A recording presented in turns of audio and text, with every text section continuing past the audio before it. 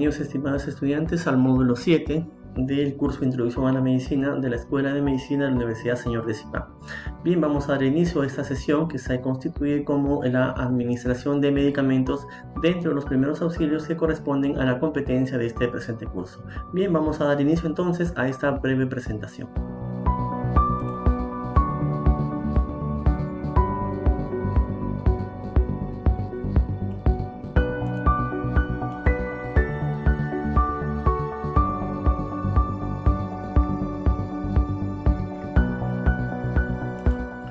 Bien, vamos a hablar entonces sobre las vías de administración de medicamentos para el curso que tiene como competencia que ustedes puedan conocer lo que es los medicamentos y las principales vías de administración.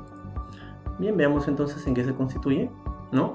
Como objetivos para el curso tenemos que ustedes como estudiantes del primer ciclo tienen que conocer las principales vías de administración tanto parenteral de medicamentos como otras vías, identificar la utilidad y las indicaciones y contraindicaciones de las principales vías de administración parenteral, intradérmica, subcutánea, intramuscular, intravenosa y las otras vías de administración. Para hoy hemos preparado como contenidos que ustedes sepan, ¿no?, qué es y para qué administrar un medicamento, cómo está compuesto un medicamento, cuáles son las principales formas farmacéuticas, cuáles son los pasos para una administración correcta, las principales vías de administración de medicamentos y vamos a hacer algunas conclusiones al respecto. Bien, veamos entonces algunas definiciones básicas, ¿no?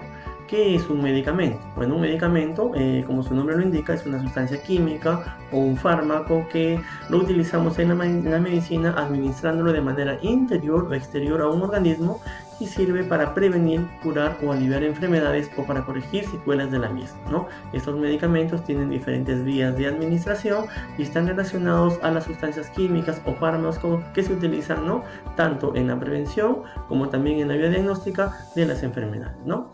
Asimismo, vamos a definir qué es una inyección. Una inyección es un procedimiento traumático, vamos a llamarlo así, que consiste en hacer una punción en la piel con una aguja o jeringa para poder introducir una sustancia, ¿no?, ya sea con fines profilácticos, con fines diagnósticos o con fines curativos, ¿no? Acá ingresan los medicamentos. ¿Para qué administrar un medicamento? Bueno, un medicamento o fármaco tiene un principio activo, que es la acción a través del cual va a ser el efecto terapéutico en los pacientes, ¿no? Y a la vez sirve para prevenir, ¿no?, para prevenir una enfermedad. En este caso podemos hablar, por ejemplo, de las vacunas, ¿no? Administradas correctamente va a permitir prevenir enfermedades infecciosas. Sirve para hacer diagnóstico de enfermedades como, por ejemplo, las diferentes sustancias de contraste que utilizamos en los exámenes de ayuda imagenológica, ¿no? Sirve para aliviar síntomas o para curar las enfermedades, ¿no? Son 4 formas importantes en las que se administran medicamentos.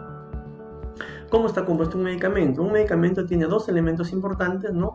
El principio activo del fármaco, ¿no? El principio activo del fármaco es la sustancia que terapéuticamente es la que va a generar una acción en el organismo, es la que va a generar el alivio, ¿no? El alivio del paciente de su malestar o de sus síntomas, ¿no? Por otro lado tenemos a las sustancias inactivas o inertes. Estas sustancias le vamos a llamar también los excipientes, que son los elementos que ayudan a los medicamentos a cumplir el efecto terapéutico, ¿no? Vienen ayudando a los medicamentos tanto para su conservación o preservación como también como los vehículos para poder ser administrados, ¿no? Pueden ser administrados como cápsulas, como jarabes, como líquidos, entre otros, ¿no? Entonces tiene 2 elementos importantes un fármaco, que es el principio activo y las sustancias activas inertes. Hay diferentes formas de presentación, como ustedes verán tenemos sustancias sólidas, ¿no? Ustedes han visto las cápsulas, las tabletas o comprimidos, vienen como píldoras, ¿no?, para administración por vía oral y como supositorios u óvulos para ser administrados por otras vías, como la vía vaginal o la vía rectal, entre otros, ¿no? Tenemos las sustancias semisólidas, ¿no?, que conocemos acá las cremas, los ungüentos, las pastas, entre otros medicamentos que generalmente se utilizan pues sobre la piel. Y las sustancias líquidas, ¿no? Ahí tenemos las soluciones inyectables, tenemos diferentes jarabes, tenemos emulsiones, colidios, entre otros que sirven para administrar, ¿no?, los diferentes medicamentos. Para poder administrar correctamente un medicamento tenemos que conocer 5 pasos importantes, ¿no? El primer paso importante es que tengamos que saber quién es el paciente correcto. Hay que identificar si el medicamento que vamos a administrar le corresponde al paciente. Por lo tanto, tenemos que tener la receta médica con una prescripción que además indique el medicamento correcto, ¿no?, que nos indique si es la dosis correcta que vamos a administrar.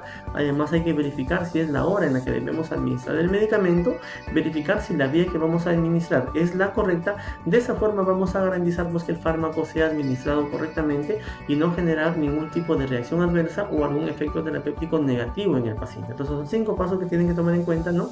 Verificar si es el paciente correcto, hay que verificar su nombre, sus apellidos, si estamos en un hospital, si estamos en un domicilio, hay que verificar que en la receta, ¿no? En la prescripción médica exista el nombre del paciente y el diagnóstico correcto, ¿no? El medicamento, la dosis que se le va a administrar, la hora de administración y la vía que se le va a administrar. Hay diferentes vías de administración de medicamentos, ¿no? Una de ellas es la vía digestiva o la vía enteral, a través del cual los medicamentos podemos administrarlo ya sea por la vía oral, ¿no? Por la vía sublingual o por la vía rectal. 3 formas distintas en la vía digestiva. Luego tenemos la vía parenteral, ¿no? La vía parenteral significa que lo vamos a administrar ya sea debajo de la piel intradérmica, ¿no? En la vía subcutánea, por la vía intramuscular, por la vía intravenosa o por la vía intraperitoneal, ¿no? También tenemos la vía respiratoria, ¿no? Que son fármacos que se administran directamente en la vía alveolar y se administran también vía intratraqueal. Y por otro lado tenemos la vía tópica que se administra sobre la piel o sobre el epidermis, ¿no? Acá tenemos también las administraciones transdérmicas, conjuntival, ¿no? En la conjuntiva de los ojos, en la mucosa urogenital o a nivel del oído. Entonces son 4 formas importantes que se subdividen en diferentes formas de administrar los medicamentos. Veamos cada una de ellas, ¿no? La vía oral, como ya mencionamos, el medicamento se administra por la vía oral, debe ser ingerido, ¿no? El cual va a pasar a la sangre después de su absorción en el intestino o el estómago para poder ejercer su efecto terapéutico y aliviar la molestia o la enfermedad por la cual el paciente está recibiendo esta prescripción por esta vía, ¿no? Esta vía es una de las vías más cómodas, es una vía muy segura, ¿no? Tiene una absorción lenta, ¿no? Tiene una absorción lenta, y acá podemos mencionar a un grupo de medicamentos, como ya lo vimos en la diapositiva anterior, ¿no? Tenemos las cápsulas, tenemos las grajeas, tenemos las tabletas, ¿no? Y también podemos mencionar algunos jarabes, ¿no? Es una zona muy segura, muy cómoda y se puede absorber fácilmente a través del estómago o en la vía intestinal, ¿no? Esa es una de las formas más frecuentes de utilizar medicamentos, ¿no?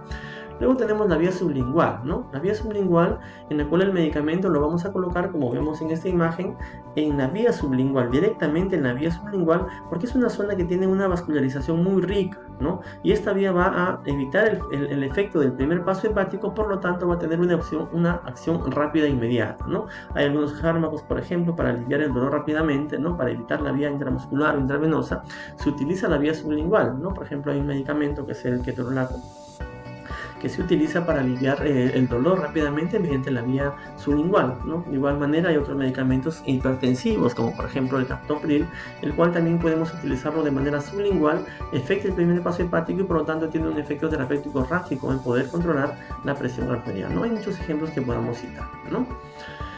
Tenemos la vía aerorespiratoria, es una vía muy común, lo vamos a ver muy frecuentemente en los niños o aquellas personas que tengan problemas respiratorios, ya sea agudos o crónicos, ¿no? Acá tenemos que se administra porque la absorción es muy rápida, por la rica vascularización tanto de la tráquea como de la mucosa bronquial, se administran mediante aerosoles, ¿no? Con cámaras, ¿no?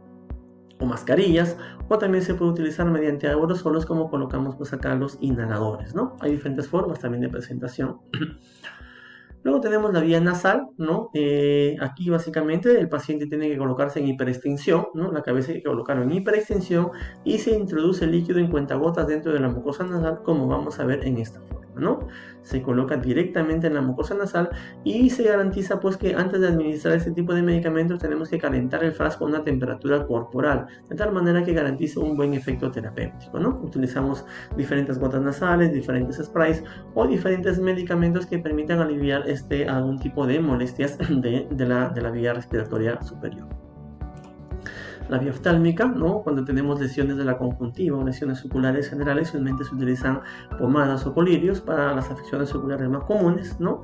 El medicamento se absorbe rápidamente porque hay una rica vascularización en la zona, como ustedes podrán vigilar. Se administra pues ya sea como gotas, ya sea como cremas, ¿no? O colirios o pomadas, ¿no? El cual se va a absorber rápidamente, garantizando el efecto terapéutico del principio activo del medicamento administrado.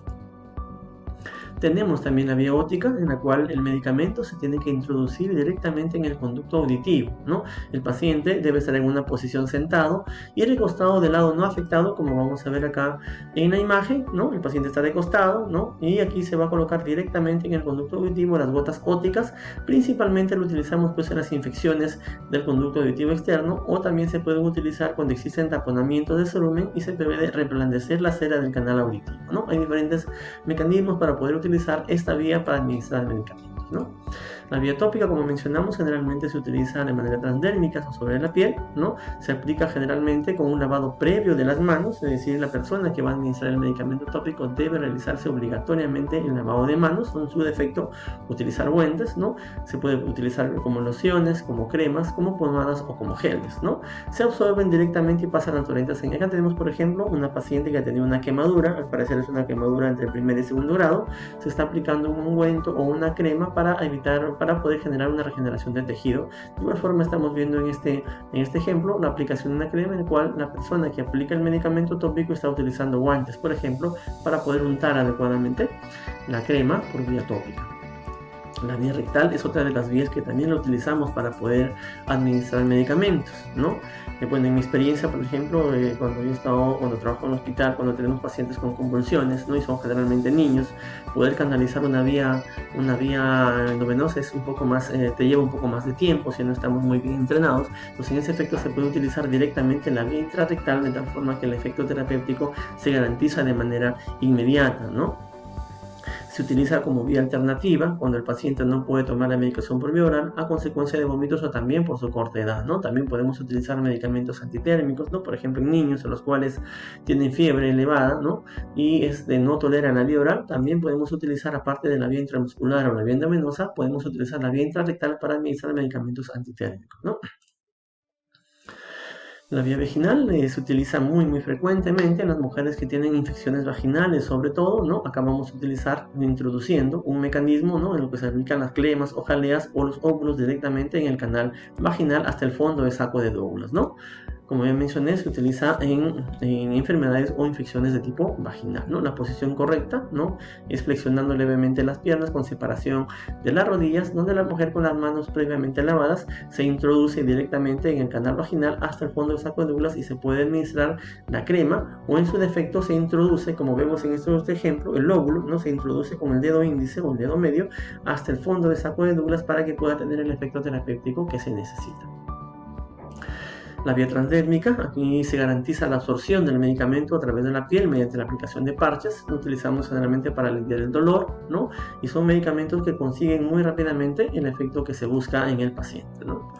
La vía parenteral, que esa es la vía más que se utiliza más en los hospitales, no es una vía en la cual utilizamos un medicamento y lo introducimos rompiendo la barrera, ¿no? Nosotros tenemos una continuidad en la piel, hay que romper esa barrera para introducir el medicamento directamente en el vaso sanguíneo venoso. Se utiliza esta vía muy frecuentemente porque es una vía muy rápida y tiene un efecto sistémico. Como les menciono, se utiliza más en el ámbito hospitalario, cuando el paciente se encuentra hospitalario, y generalmente pues por personal profesional entrenado, ¿no? Tiene un efecto rápido una vez aplicado. Necesita una serie de procedimientos para garantizar que sea de manera aséptica o de manera estéril la administración para evitar las coinfecciones. Y las principales vías de administración, como lo vamos a ver en el detalle, son la vía intramuscular, la vía intradérmica, la vía subcutánea y la vía endovenosa, ¿no? ¿Qué ocurre? Acá tenemos una aguja hipodérmica, por ejemplo, ¿no? Vamos a atravesar una o más capas de la piel, de las membranas mucosas, mediante una inyección, y dependiendo de la vía que vamos a administrar, vamos a colocar el líquido que se encuentra dentro de la jeringa o la aguja, ¿no?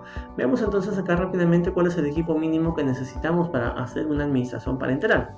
Vamos a necesitar como mínimo una riñonera para poder contener el algodón, la gasa, los medicamentos o jeringas que se necesiten, jeringas con agujas, ¿no? Algodón o gasa para hacer la desinfección, el fármaco o medicamento que ha sido prescrito, que debe estar en una receta médica, ¿no? La solución antiséptica para hacer la desinfección de la zona donde se va a administrar el medicamento, guantes, esparadrapo, una ligadura, ¿no? Una lima si es posible en el caso de que el medicamento a administrar se encuentre en un contenido de vidrio y no tenga una señal para poder romperlo, ¿no? Contenedor para material punzante y obviamente el registro de la aplicación del medicamento, ¿no? Ahora veamos entonces uno de los elementos más importantes, ¿no? Que es la jeringa. ¿no?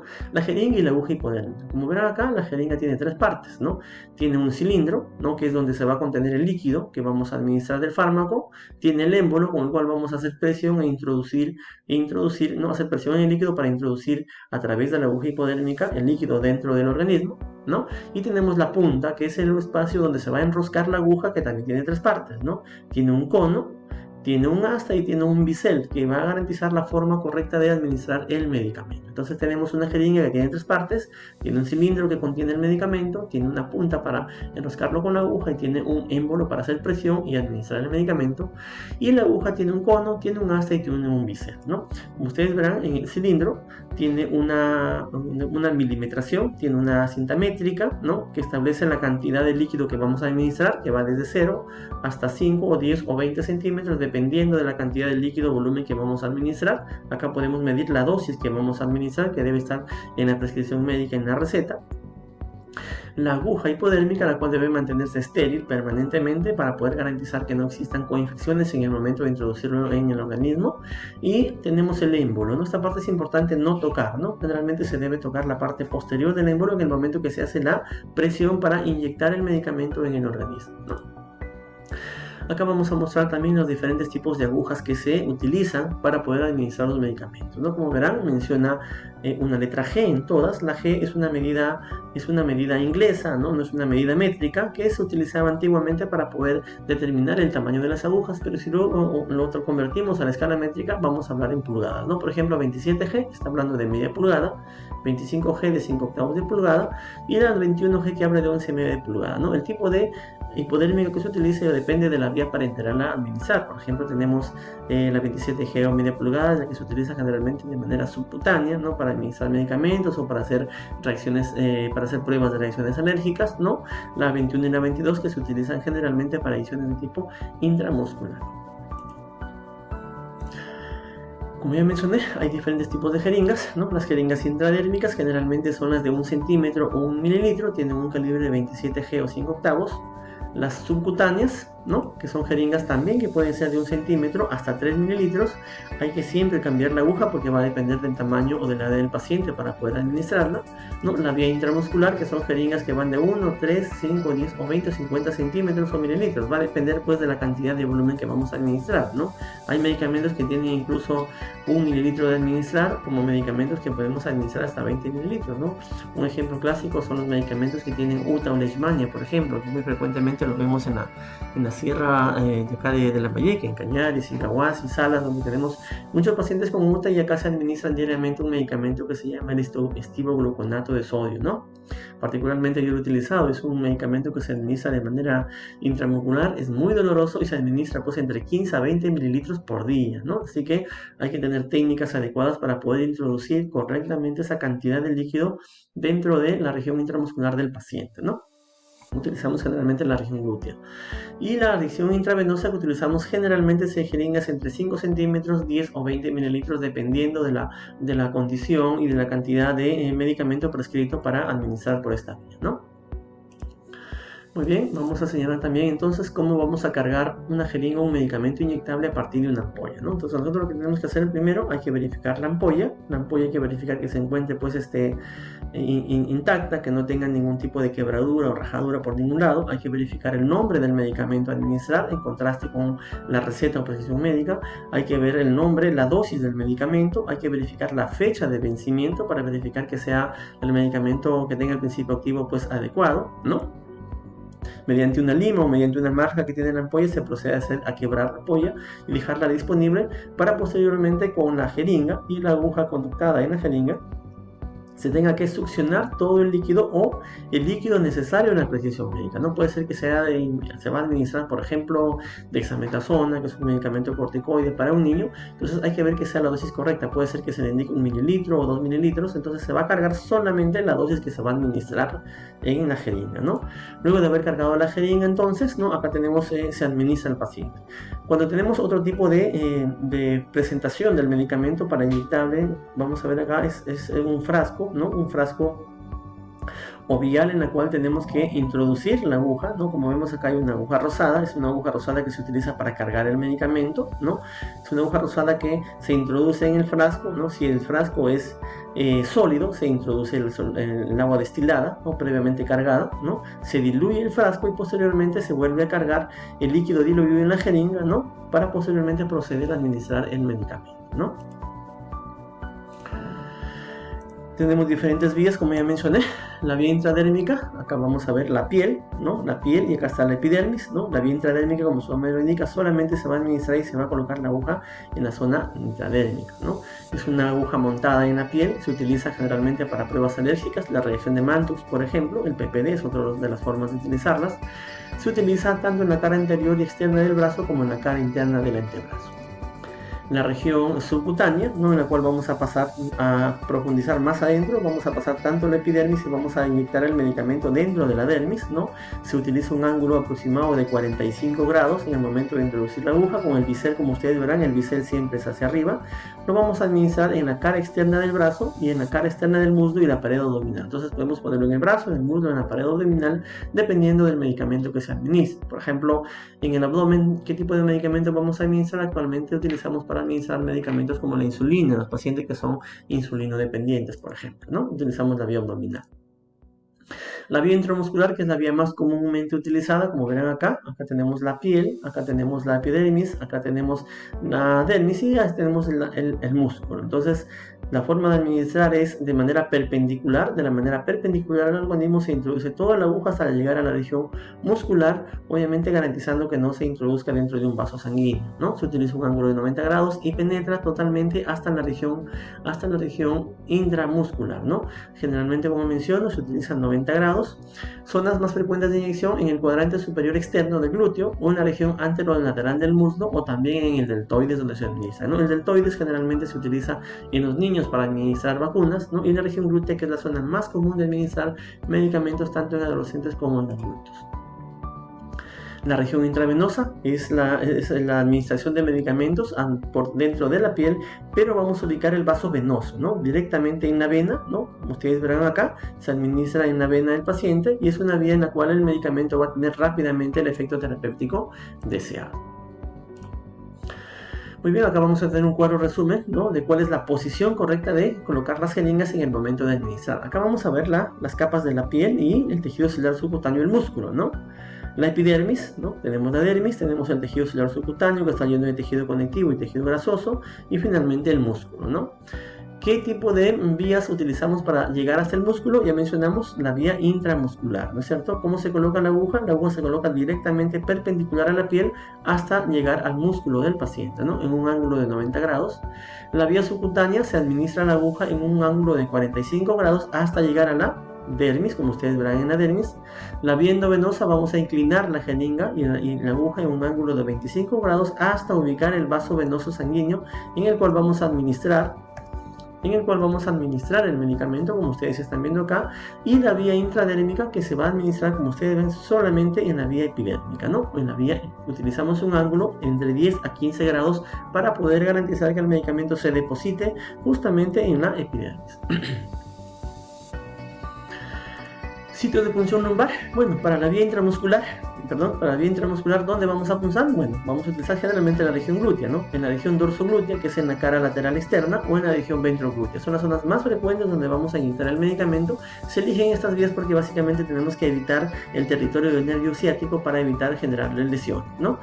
Tenemos la región deltoidea, ¿no? En los brazos, tenemos en la región femoral, en el músculo recto femoral y en el músculo vastolateral. Son dos zonas en las que podemos administrar también medicamentos de manera intramuscular. También tenemos otras vías. Acá podemos ver, por ejemplo, en el músculo deltoides, ¿no? Acá tenemos, ubicamos 4 traveses de dedo por debajo del acromio, ¿no? Por debajo del acromio de la clavícula, ¿no? Y colocamos la mano, 4 traveses de dedos, y es ahí donde vamos a ubicar el sitio de punción, que es directamente en el músculo deltoides, ¿no? Como acá menciona, ubicado 4 traveses de dedos debajo de la articulación del hombro, que es la zona de punción, en ángulo de 90 grados, como hemos mencionado, ¿no? Luego tenemos en el muslo, mencionamos que se administra, ¿no? En el vasto lateral, ¿no? En el vasto lateral es aquí donde nosotros vamos a tener 2 sitios de punción para poder garantizar, pues, que el medicamento se administre correctamente. Luego tenemos la región glútea, como ustedes verán, acá tenemos la emergencia del nervio ciático, ¿no? Lo que hacemos es dividir la región glútea en 6 cuadrantes y ubicamos el cuadrante superior externo, ¿no? Es en todo este cuadrado que nosotros podemos aplicar, ¿no?, el medicamento. Se conoce entonces el cuadrante superior externo como la zona de inyección, ¿no es cierto? Cuadrante superior externo, y podemos administrar entre 7 a 15 mililitros dependiendo del tipo de medicamento y las características del paciente. Acá vamos a ver también en más detalle, ¿no?, la zona glútea, ¿no? Acá tenemos la emergencia del nervio ciático, el nervio glúteo medio, y acá es la zona donde vamos a administrar los medicamentos. Acá tenemos otro detalle, ¿no? Dividimos una región del glúteo en 4 cuadrantes y ubicamos el cuadrante superior externo, que es en donde vamos a administrar el medicamento, ¿no? Acá en una fotografía vemos igual, se ha dividido en 4 cuadrantes, y en el cuadrante superior y externo es donde se va a tener que ubicar la administración en 90 grados de la inyección intramuscular. Para la punción intravenosa, ¿no? Para la punción intravenosa tenemos que tener ciertos parámetros importantes. No podemos administrar directamente el medicamento. Hay que conocer previamente las condiciones físicas y psicológicas del paciente. Generalmente un paciente tiene mucho temor, ¿no? Mucho temor para administrar el medicamento, así que hay que tener las condiciones previas para poder administrar correctamente el medicamento. Hay que preparar al paciente, ¿no? La edad del paciente, no es lo mismo administrar en un niño que en un adulto mayor. Obligatoriamente tenemos que explicar el procedimiento al paciente porque genera algún tipo de dolor y no todos tienen la misma tolerancia o el mismo umbral al dolor. Hay que ver la posición corporal. Algunos medicamentos tienen un buen umbral al dolor, se les puede administrar sentados, a otros de pie, pero hay pacientes que obligatoriamente tenemos que hacerlo en decúbito dorsal para evitar a ese paciente, pues por el dolor mismo, puede tener un reflejo vasovagal y tener un síncope y perder el conocimiento. Entonces podríamos complicarnos el momento de administrar el medicamento. La necesidad de pedir ayuda. Hay que administrar medicamentos en un lugar donde podamos pedir ayuda en caso se presente algún tipo de reacción adversa. No nos arriesguemos a colocar medicamentos en cualquier lado donde no sabemos exactamente cuál va a ser la reacción si no estamos seguros de la aplicación. Hay que verificar, como menciona acá, la higiene del sitio a punción. Esto es muy importante para hacer la desinfección de la zona local de punción para evitar obviamente infecciones sobreagregadas como consecuencia de la punción. Las venas que generalmente utilizamos más para la punción intravenosa son la vena cubital, la vena cefálica y la vena basílica, como vamos a ver en los siguientes cuadros, ¿no? 6 cosas importantes a tomar en cuenta en el momento de administrar un medicamento intravenoso, ¿no? Hay que identificar el paciente correcto, hay que saber si realmente el medicamento está indicado para este paciente, no nos tengamos que equivocar, ¿no? Acá está el médico, acá está la enfermera, ¿no? El personal profesional que va a administrar está verificando si el paciente tiene las indicaciones del medicamento que vamos a administrar. Muy bien, ya hemos hecho la identificación del paciente correcto.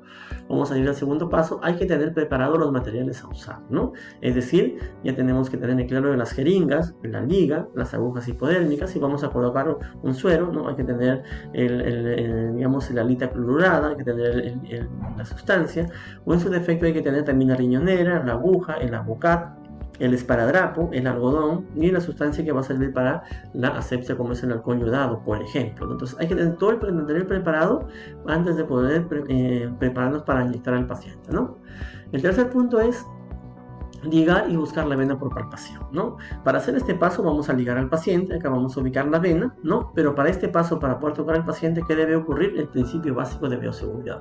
Hay que lavarnos bien las manos de tal forma que garanticemos que no podamos hacer una infección al paciente en el momento de infección, o en su defecto hay que utilizar guantes, ¿no? Eso va a garantizar que no tengamos una infección producto de la inyección del medicamento, ¿no? Acá vamos a ver en una fotografía, ¿no? El paciente ya se ha hecho la ligadura en el brazo y con la mano izquierda se está palpando, se está ubicando la vena, como vemos en esta fotografía, en la cual se va a tener que administrar el medicamento, pero acá después vamos a tener que hacer con una torunda de algodón o una gasa, vamos a hacer la desinfección, ¿no? Ese es el siguiente paso. Limpiar la zona de punción. Muy bien, vamos a hacer una adecuada desinfección. Vamos a hacer la desinfección de manera centrífuga, es decir, vamos a empezar en el centro de la punción, vamos a hacer movimientos rotatorios, ¿no?, en sentido horario, y nos vamos alejando de la zona, ¿no?, en manera centrífuga, ¿no?, de tal forma que no volvamos a colocar la misma gasa en el punto de inicio. ¿Por qué? Porque todo lo que estamos limpiando vamos a volver a contaminar la zona. Entonces es en forma centrífuga, ¿no? En el centro hacemos círculos y vamos alejándonos de la zona de punción. Ahí está. De esa forma garantizamos que hay una buena desinfección, ¿no? El quinto paso entonces ya es la desligar antes de retirar la aguja, ¿no? Administramos el medicamento, ¿no? Y ahí estamos administrando el medicamento, ¿no? Y ¿qué dice acá? Hay que desligar, ¿no? Hay que desligar, como vemos en la fotografía, antes de retirar la aguja después de haber administrado el medicamento. Un paso muy importante. Y por último, ¿no? Una vez que hemos retirado la aguja hay que hacer presión y hemostasia en el sitio de punción, de tal forma pues que no se produzca mucho dolor y no se produzca pues sangrado. Entonces hacemos presión, ¿no? Generalmente de 3 a 4 minutos para garantizar pues que hay una adecuada coagulación de la zona de punción. Entonces son los 6 pasos importantes a tomar en cuenta en el momento de administrar un medicamento mediante la vía intravenosa. Bien, y por último, uno de los pasos importantes, ¿no? Ya hemos administrado los medicamentos y los materiales utilizados no lo podemos desechar por cualquier lado, no es un residuo común, es un residuo biocontaminado y por lo tanto tenemos que tener a la mano estos elementos desechables que deben ser unas cajas duras, ¿no? Porque vamos a introducir las agujas de tal forma que no puedan ocurrir accidentes en el momento de su eliminación como residuo biocontaminado, ¿no? Entonces hay que desechar y eliminar todo el material punzocortante en estos materiales que generalmente tienen una coloración roja.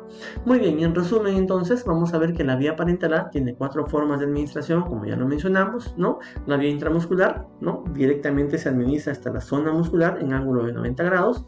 La vía subcutánea se administra el líquido o la sustancia medicamentosa en la dermis, tiene un ángulo de 45 grados, ¿no? La vía endovenosa, vamos a hacer un ángulo de 25 grados y lo vamos a administrar directamente en el vaso sanguíneo que se encuentra por debajo de la epidermis, y la región intradérmica, que es la administración de la sustancia medicamentosa en la región de la dermis mediante un ángulo de 10 grados, ¿no?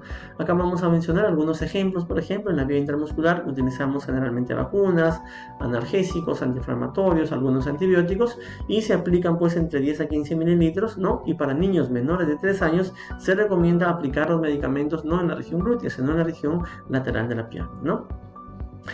Esta vía intramuscular tiene una absorción un poco más rápida que la vía subcutánea, ¿no? Los efectos terapéuticos aparecen a los 15 minutos debido a una adecuada vascularización muscular. La vía subcutánea la utilizamos generalmente para vacunas, la administración de heparina o insulinas, como mencionamos, por ejemplo, los pacientes diabéticos utilizamos la vía subcutánea a nivel del abdomen, tienen una absorción un poco más lenta y se utiliza pues también en algún momento la zona escapular o de la espalda para administrar ese tipo de medicamentos, ¿no?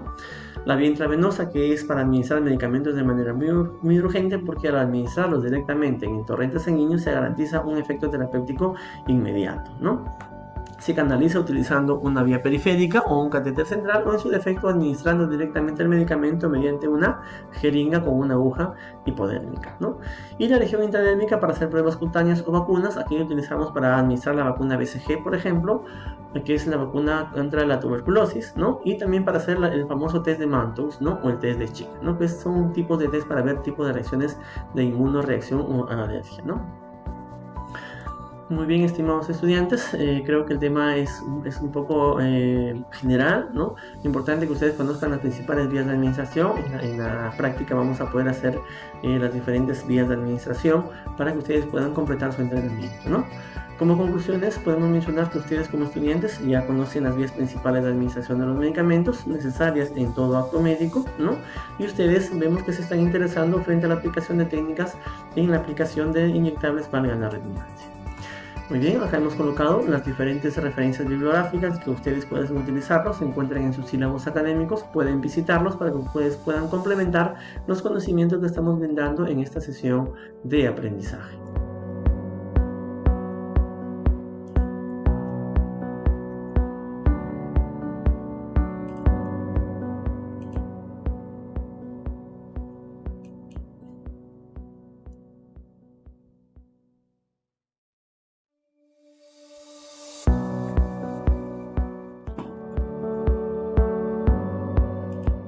Bien, estimados estudiantes, para hacer la retroalimentación, dentro de los primeros auxilios, uno de los principales elementos que ustedes deben conocer es los medicamentos y las principales vías de administración, porque va a coadyuvar a los diferentes problemas que se presenten como primeros auxilios, ¿no? Ante una hemorragia, ante un dolor, ante un atragantamiento, ante una parada respiratoria, ante una quemadura, ante una intoxicación. Entonces, las diferentes morbilidades o problemas súbitos que se presenten en las personas, ustedes tienen que conocer las diferentes vías de administración, como hemos mencionado, ¿no? Siendo la más utilizada las vías parenterales, ¿no? La vía intramuscular, la vía endovenosa, la vía subcutánea, la vía intradérmica y otras vías comúnmente utilizadas como la vía oral, ¿no? La vía ocular, la vía óptica, la vía vaginal y la vía rectal. Entonces son diferentes vías a través del cual podemos administrar medicamentos cuyo efecto terapéutico va a aliviar, ¿no?, el problema o la enfermedad por la que viene el paciente, o en su defecto nos sirve también para poder administrar medicamentos en